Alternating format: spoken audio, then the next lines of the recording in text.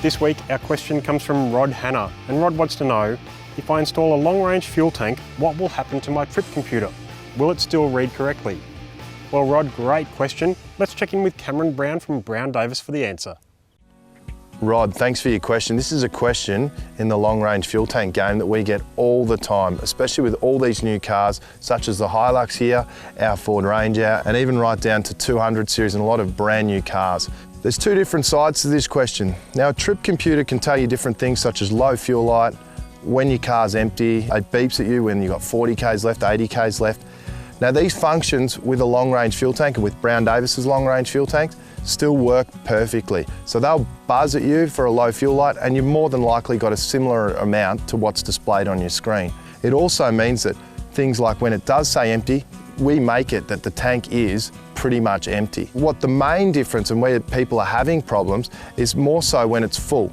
A standard car has a bubble for a fuel tank in that area. We of course utilise a lot more room and a lot more space to give you a lot more fuel.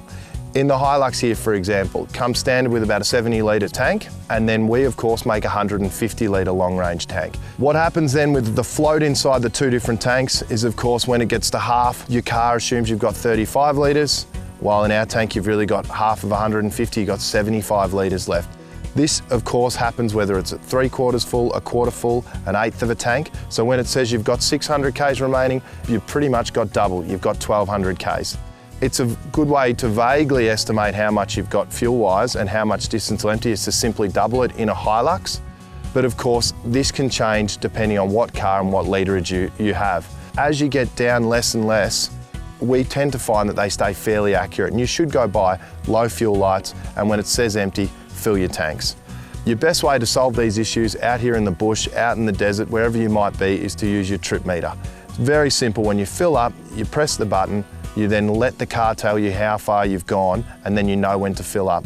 But as we say to everyone, most people that owned all these new cars more than likely drove a car that didn't have any of these functions, and you all managed perfectly fine. It is one of those small considerations when buying a long-range tank.